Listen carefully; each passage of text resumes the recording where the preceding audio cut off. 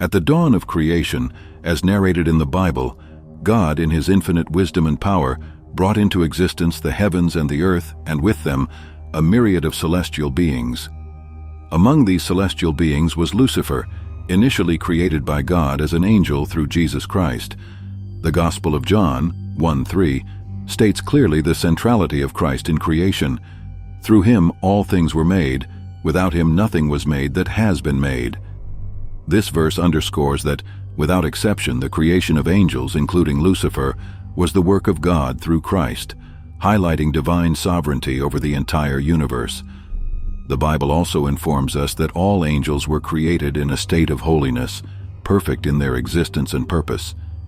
This is crucial to understand the original nature of Satan and his subsequent fall. He was not created evil. On the contrary, his origin is of pure holiness, as is everything that proceeds from God. The notion that each angel, including Satan before his rebellion, was created holy, emphasizes the intrinsic goodness of God's creation. However, Satan's transition from an angel of light to the embodiment of evil is a theme that intrigues many. Ezekiel 28:12, 19, and Isaiah 14:12, 17 provide enigmatic passages that have traditionally been associated with the figure of Satan, his original state, and his fall. Although these texts refer specifically to the kings of Tyre and Babylon, respectively, Bible scholars often see in these descriptions a broader allusion to the rebellion of a high-ranking angelic being. Ezekiel 28:15 says, "You were blameless in your ways from the day you were created till wickedness was found in you." This verse reminds us of Satan's original perfection and indicates that his fall was the result of his own choices, not how he was created. The wickedness found in Satan marks the beginning of his transformation from an angel of light into a bearer of darkness. In Isaiah 14:12-14, we find a poetic description of the ambition that led to Satan's fall. "How you have fallen from heaven, morning star, son of the dawn! You have been cast down to the earth, you who once laid low the nations. You said in your heart, I will ascend to the heavens.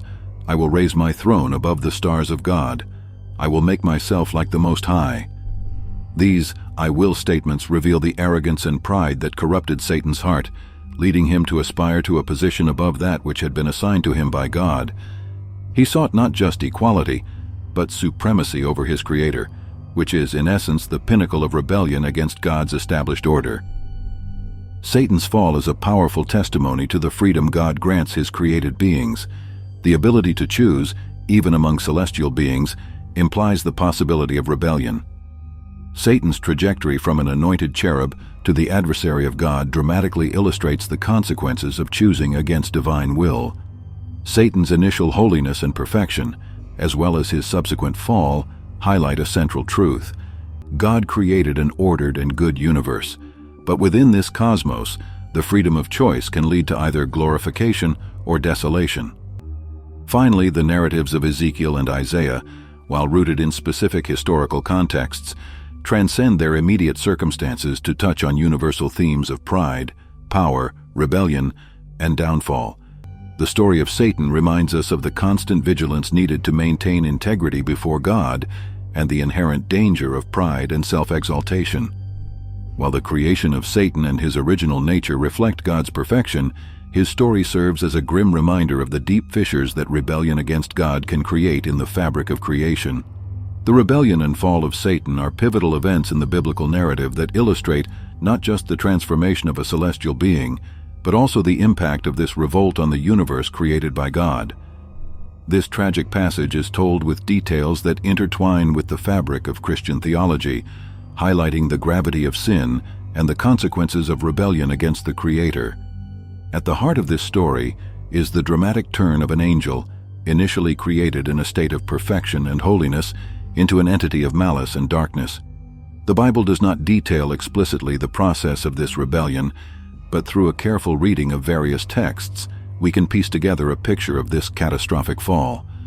Revelation 12:3-9 offers one of the most vivid descriptions of this revolt, where a great red dragon, symbolizing Satan, is seen attempting to devour the newly born son of a woman, representing Christ and the struggle between good and evil. The text continues, "And there was war in heaven.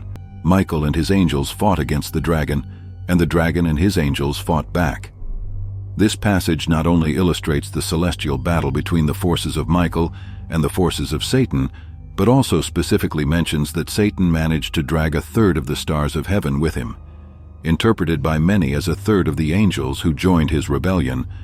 This narrative is complemented by Isaiah 14:12, 15, and Ezekiel 28:12, 17, which, though primarily addressed to the kings of Babylon and Tyre, respectively, are traditionally interpreted as allusions to Satan's fall.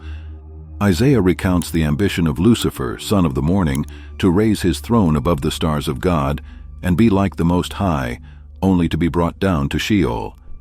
Ezekiel describes the anointed cherub, perfect in his ways from the day of his creation, until wickedness was found in him, leading to his expulsion from the mountain of God. These texts reflect Satan's transition from an angel of light, a figure of authority and beauty, to the adversary of God, embodying the essence of evil and rebellion. The fact that Satan persuaded a third of the angels to join him in this revolt illustrates not just his persuasive power, but also the freedom with which celestial beings were created, capable of choosing between fidelity to God and the lure of pride and power. The immediate consequence of this rebellion was the fall, an expulsion from the state of grace, an alienation from the original purpose of harmony and service to God. This fall affected not only Satan and the rebellious angels, but introduced the principle of evil into the universe, a disruptive element in the order created by God. Moreover, this rebellion and fall have profound implications for humanity. Romans 5:12 explains how, through one man, sin entered the world, and with sin, death, affecting all of creation. Satan's rebellion is therefore central to understanding the origin of sin and evil in the world, as well as the necessity of redemption through Christ. Ultimately, the story of Satan's rebellion and fall serves as a powerful reminder of the consequences of disobedience to God and the danger of pride and self-sufficiency. It is a tale that resonates through the ages, warning against the temptation to stray from the divine order and purpose for creation. Contemplating Satan's fall, we are invited to reflect on our own choices and the importance of seeking God's will above all. Before his catastrophic fall, Satan held a position of unmatched distinction and power among celestial beings. His status was not merely that of an angel, but that of an anointed cherub, marking him as a figure of elevated authority and sacred responsibility. This distinction is profoundly significant, suggesting not just intimate proximity to the divine, but also a crucial role in upholding the order and beauty of God's creation. Ezekiel 28:14 describes Satan as the anointed cherub who covers, highlighting his unique and exalted position. The mention of a covering cherub evokes images of protection and sanctity, as cherubim are often associated with the immediate presence of God, acting as guardians of his glory. For instance, cherubim were depicted in the Holy of Holies, covering the Ark of the Covenant with their wings, symbolizing their role as guardians of divine holiness, Exodus 25:18-22. Thus, Satan's designation as an anointed cherub indicates he was among the highest and most honored of celestial beings, tasked with protecting and proclaiming the glory of God. Moreover, his description as a being placed on the holy mount of God, walking among the stones of fire, Ezekiel 28:14, reinforces the idea of his closeness to the divine and his role in an environment of pure holiness and light. The stones of fire may symbolize the ineffable presence of God, suggesting that Satan operated in the very presence of God, an honor reserved for the highest of angels. This exaltation is contrasted with the narrative of his fall, which underscores the gravity of his rebellion and the subsequent loss of his divine position and privileges. The pride and aspiration to transcend his created nature led to his ousting and expulsion from the state of grace he once inhabited. Isaiah 14:12-15 narrates this fall with the lament, "How you have fallen from heaven, morning star, son of the dawn," an echo of the tragic transition from a position of high stature to one of infamy and defeat. Satan's condition as anointed leader and guardian before his fall suggests he had authority over other angels and a special responsibility in the celestial order.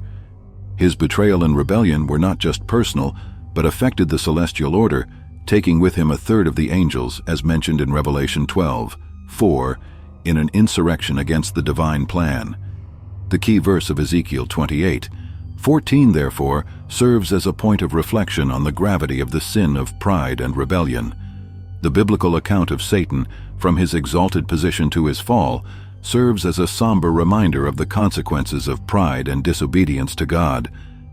This story is emblematic of the dynamics between power, responsibility, and the temptation of pride, offering valuable lessons on the importance of humility and fidelity to the Creator. The contrast between Satan's original position and his subsequent state of downfall highlights a recurring theme in Scripture.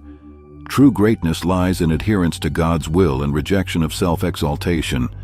While Satan sought to elevate himself above his created status, his story serves as a testament to the fact that no being, however exalted, is above divine authority and sovereignty. Before his fall, Satan's dwelling and perfection in the heavens depicted a figure of extraordinary beauty, wisdom, and status. As an anointed cherub, he resided on God's holy mountain, an expression symbolizing the highest sphere of divine presence. Walking among the fiery stones, Ezekiel 28:14, evokes an image of being immersed in God's glory and majesty, suggesting an intimacy and direct communion with the Creator enjoyed by few beings. This remarkable description of his heavenly abode not only highlights Satan's high status before his rebellion, but also underlines the holiness and purity of the environment he was part of. The holy mountain of God is often interpreted as a place of divine supremacy, a location symbolizing the center of heavenly governance and universal order under God's authority. The fiery stones, in turn, can be seen as symbols of purification, power, and God's ineffable presence, indicating that Satan occupied a prominent place of service before God's throne. Satan's perfection is described even more explicitly in Ezekiel 28:12, where he is proclaimed full of wisdom and perfect in beauty.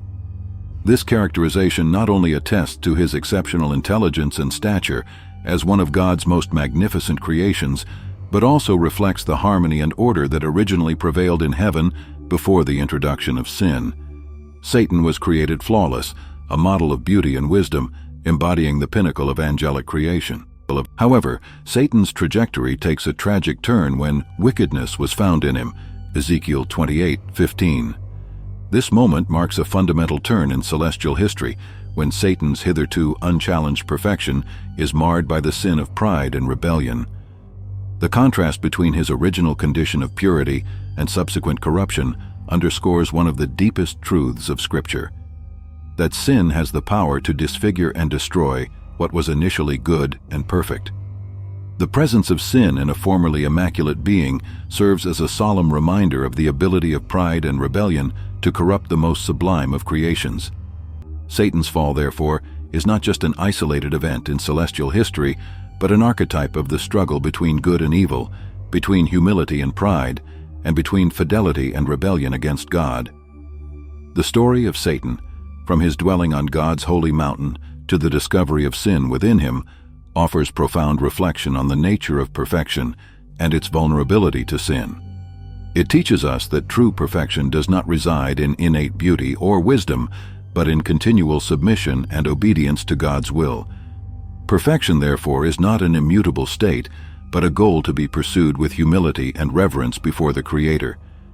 This biblical account emphasizes the importance of constant vigilance against complacency and pride, reminding us that the fall of a being as exalted as Satan began with the subtle slide of the heart towards arrogance.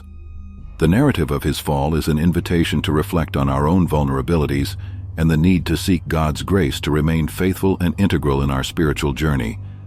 It echoes the warning that no one is beyond temptation and that true greatness before God is found in humility and dependence on His mercy and strength. Therefore, the story of Satan and his fall is more than just a tale about the origin of evil. It's a parable about the power of choice and the eternal consequences of our decisions. The beauty and wisdom that once defined Lucifer were overshadowed by his choice to turn away from God. This choice not only sealed his fate, but also served as a catalyst for the cosmic conflict between light and darkness, which continues to unfold in human history. The lesson here is twofold. First, that closeness to God, symbolized by dwelling on the holy mountain and walking among fiery stones, is a privilege that carries with it responsibility and the demand for fidelity. Second, that true perfection, reflected in beauty and wisdom, is maintained by the constant choice to align with God's will and purposes. In summary, Satan's trajectory from perfection to downfall is a powerful reminder of the need for spiritual vigilance and the importance of cultivating a humble and obedient heart before God. Through studying this story, we are called to reflect on our own standing before the Creator, recognizing that our true strength and perfection lie in our continued dependence on Him and our willingness to serve His kingdom with pure hearts and sincere intentions. The onset of perversion in Satan, marked by pride and self-obsession, is one of the most tragic moments in the biblical narrative about the origin of evil. This turning point in celestial history highlights not just Satan's transition from a being of unquestionable beauty and wisdom to the embodiment of corruption, but also serves as a profound lesson on the insidious nature of pride. The Bible addresses this crucial theme in various texts, with Ezekiel 28:17 standing out for incisively illustrating the root of Satan's fall. Your heart became proud on account of your beauty, and you corrupted your wisdom because of your splendor. This verse unveils the core of Satan's sin, an excessive pride, fueled by his own beauty and splendor, leading him to distort the wisdom that was once a cause for honor and distinction. Lucifer's corruption is a direct consequence of his self-obsession, a state of fixation with oneself that distanced him from the true source of his light and wisdom. The irony of this tragedy lies in the fact that, in aspiring to a higher position through his own beauty and intelligence, Lucifer lost everything that truly elevated him.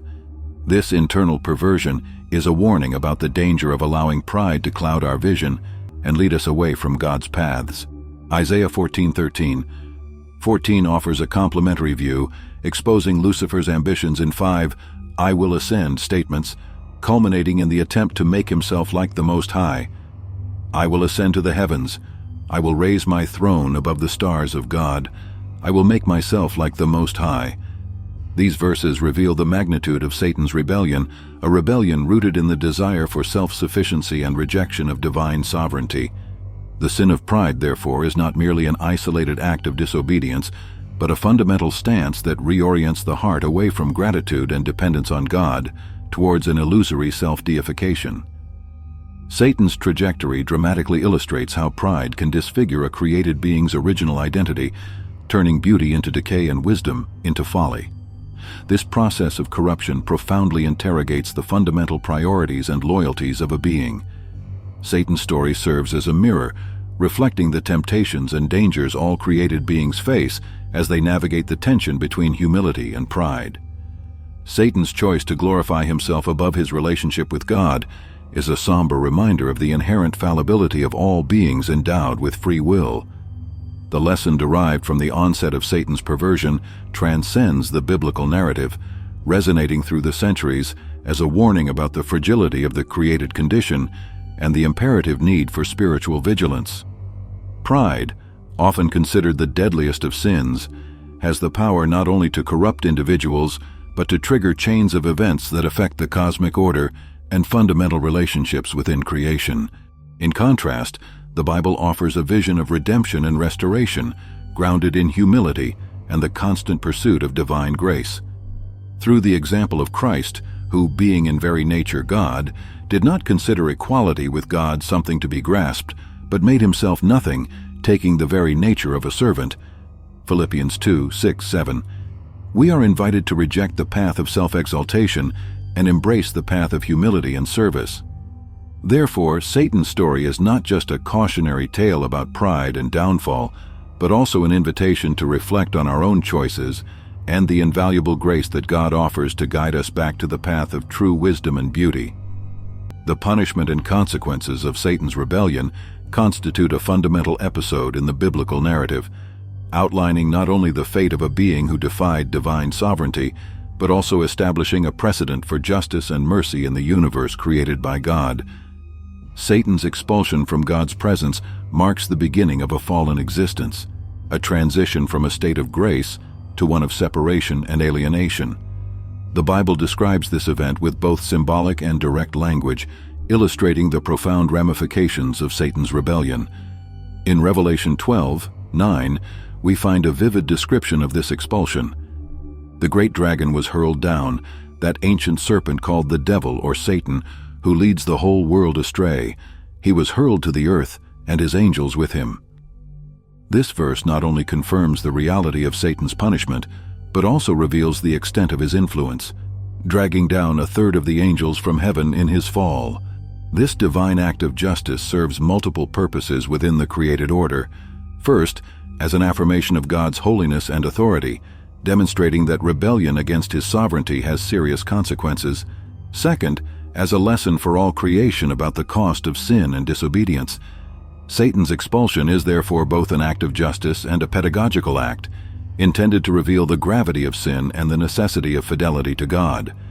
Furthermore, the fall of Satan and the subsequent expulsion of other angels who joined him in rebellion highlight a tragic aspect of the freedom granted by God to created beings. This freedom, while essential for genuine love and obedience, carries with it the possibility of wrong choice and the consequent alienation from God. Jude 1:6 addresses the fate of these fallen angels. And the angels who did not keep their positions of authority but abandoned their proper dwelling, these he has kept in darkness, bound with everlasting chains for judgment on the great day. Satan's punishment and his followers also serve as a prelude to the story of human redemption, reflecting themes of fall and restoration that permeate Scripture. Through the narrative of Satan's fall, we are invited to contemplate God's justice, which does not leave sin unpunished, but also his mercy, manifested in the promise of salvation and restoration. The story of the punishment and consequences of Satan's rebellion, therefore, is not merely a chronicle of judgment and damnation, but an integral component of the biblical revelation about God's character and the divine plan for creation. It underscores the seriousness of sin and the importance of obedience and loyalty to God, while pointing to the hope of redemption through divine grace. In summary, Satan's expulsion from God's presence and the fall of the angels who followed him reveal profound truths about the nature of divine justice, the reality of sin and its consequences, and God's promise of mercy and redemption.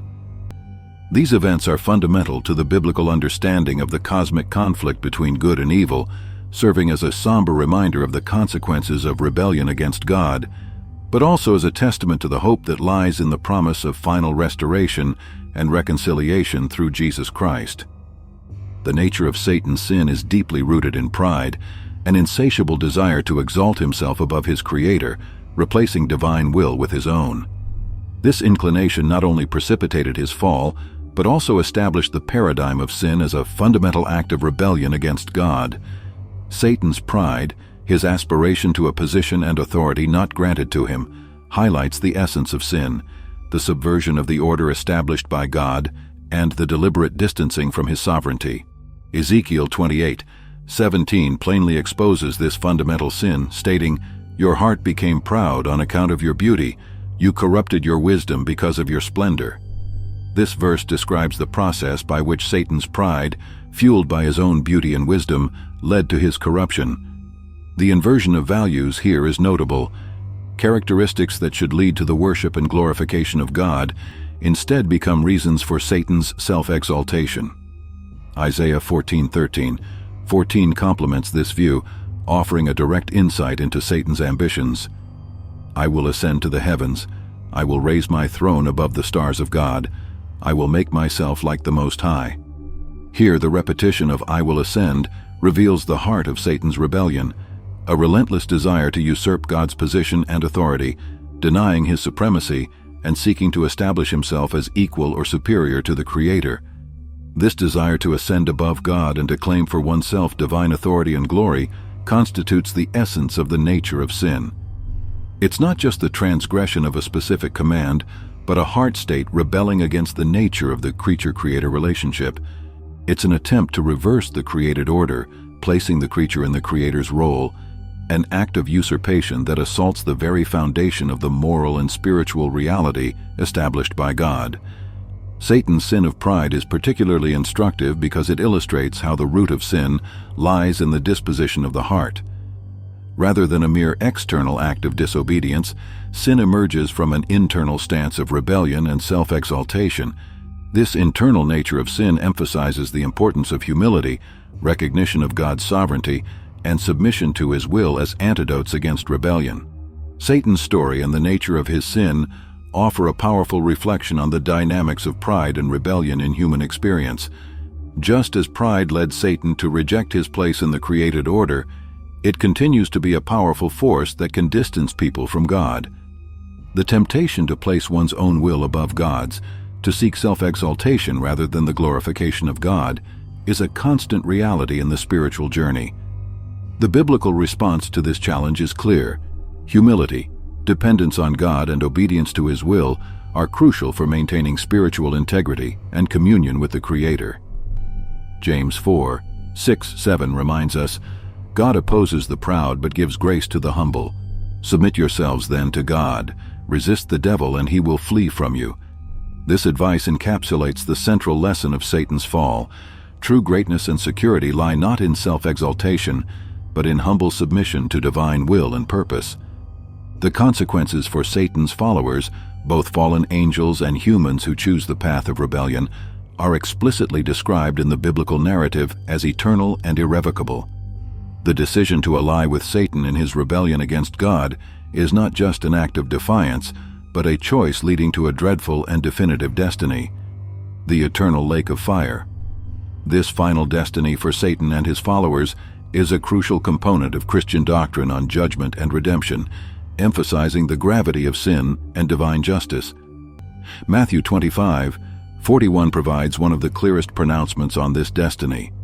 Then He will say to those on His left, "Depart from me, you who are cursed, into the eternal fire prepared for the devil and his angels." This verse, part of Christ's judgment of the nations, illustrates that the lake of fire was not originally intended for humans, but was prepared for the devil and his angels. The inclusion of humans who reject God in this destiny is a consequence of their choice to follow the path of rebellion and sin. The revelation of John expands this view, providing additional details about the final judgment and the fate of the wicked. Revelation 20:10 says, "And the devil who deceived them was thrown into the lake of burning sulfur, where the beast and the false prophet had been thrown. They will be tormented day and night forever and ever."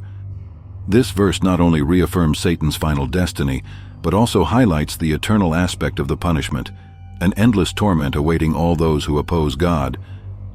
The idea of a common destiny for Satan, his fallen angels, and rebellious humans underlines a fundamental truth about the nature of sin and divine justice. God, in His holiness, cannot tolerate sin, and rebellion against His sovereign authority carries the gravest consequences. The severity of this punishment reflects the seriousness of the sin of rebellion and the importance of the choice to align with God or against Him. Furthermore, the eternal lake of fire serves as a solemn warning about the reality of divine judgment. Far from being merely an intimidation device, it reveals God's love and justice. Love, because God wishes for no one to perish but for everyone to come to repentance, 2 Peter 3:9, and justice, because God's holiness requires the rectification of sin through just judgment. The Bible repeatedly emphasizes the importance of choice and individual responsibility before God. The eternal consequences for Satan's followers highlight the critical importance of making wise and godly decisions in this life. Ephesians 5:6-7 warns, "Let no one deceive you with empty words, for because of such things God's wrath comes on those who are disobedient. Therefore, do not be partners with them." In summary, the final destiny of Satan and his followers, both fallen angels and humans who choose to follow the path of rebellion, is a powerful testament to the seriousness with which God views sin and rebellion. It's a reminder of the need for redemption, seeking His grace and mercy to avoid the eternal consequences of separation from God. The eternal lake of fire not only highlights God's justice, but also His profound sorrow for the fate of those who choose to turn away from Him. Determining the temporal boundaries of Satan's fall within the biblical narrative is a complex issue, involving the interpretation of texts that indirectly allude to the event. The Bible does not offer a precise chronology for Satan's rebellion. However, through the analysis of various texts, we can deduce that his fall occurred after the creation of the world, but before the temptation of Adam and Eve in the Garden of Eden. This temporal positioning is crucial for understanding the introduction of evil into the perfect world God had created and the subsequent corruption of humanity. The creation of the world is described in the book of Genesis as an act of God that culminates in the declaration that everything he had made was very good. Genesis 1:31. This statement implies that at the time of creation, there was no evil present in creation, including among angelic beings. Thus, Satan's rebellion and his transformation from an angel of light to the embodiment of evil must have occurred after this point. One of the texts often cited to support the idea that Satan's fall occurred before the temptation of Adam and Eve is Ezekiel 28:12-17. Although addressed to the king of Tyre, this text is interpreted by many scholars as an allusion to Satan's fall, describing his original beauty, his elevated position as an anointed cherub, and his subsequent fall due to pride. Verse 15 specifies, "You were blameless in your ways from the day you were created until wickedness was found in you." This suggests that wickedness was found in Satan sometime after his creation, but before he became active in human history. The presence of Satan as the serpent in the Garden of Eden, already in opposition to God and seeking to corrupt humanity, Genesis 3:1-5, indicates that his fall occurred before this event. For Satan to tempt Adam and Eve, he must have already rebelled against God and been established as the adversary of divine creation and humanity. Additionally, Job 38:4-7 offers an interesting perspective, describing the sons of God, a term often associated with angels, shouting for joy at the foundation of the earth. This implies that the angels, including the one who would become Satan, were created before the earth and were present to witness its creation. Satan's fall, therefore, must have occurred after this point, but before the temptation in Eden. While the exact timing of Satan's fall is uncertain and a subject of debate among scholars and theologians, it is widely accepted that it preceded the entry of sin into the human world through Adam and Eve's disobedience. This sequence of events underscores Satan's influence in introducing evil into God's perfect creation and sets the context for the need for redemption and salvation of humanity. Satan's fall, therefore, is a significant event in the history of salvation, establishing the presence of evil and setting the stage for the cosmic conflict between God and the forces of evil. It serves as a somber reminder of the consequences of rebellion against God and the importance of obedience and fidelity to His will. At the same time, it anticipates the promise of victory over sin and death through the redemptive work of Jesus Christ, offering hope and redemption for all creation. The sovereignty and control of God over all creation, including the realm of evil, is a central theme in biblical theology, reflecting His omnipotence and supreme governance over the universe. This doctrine not only affirms that God is in total control of everything that happens, but also that He is completely pure and incapable of being tempted by evil. The complexity of this theme lies in the coexistence of evil within a world governed by a God who is simultaneously all-powerful and wholly good. James 1:13 offers a clear statement of God's purity in relation to evil. When tempted, no one should say, "God is tempting me," for God cannot be tempted by evil, nor does He tempt anyone. This verse underscores the complete separation of God from evil, ensuring that the temptation to sin does not originate from Him. Furthermore, it reinforces the idea that while God allows the existence of evil, He Himself remains untainted by it. The story of Job is another prominent example of God's sovereignty over evil, where God allows Satan to test Job, but within limits He Himself sets. Job 1:6-12-2:1-6. This narrative highlights that although God permits the activity of evil, He does so with purposes that are beyond human understanding, always maintaining final control over the extent and impact of that activity. In conclusion, the doctrine of God's sovereignty and control affirms that nothing happens outside His will or knowledge, including the existence and activity of evil. While evil is a present reality in the world, it does not diminish God's goodness, purity, or sovereignty. On the contrary, divine permission of evil serves to underscore the depth of God's wisdom, justice, and love, which in ways often incomprehensible to us, works through all things to fulfill His eternal and redemptive purposes. Trust in God's sovereignty invites us to rest in the assurance that, in the end, His kingdom will prevail, and all evil will be definitively defeated and subdued under His just and loving rule. Liked the video? Forward it to someone very important in your life. Grace and peace, and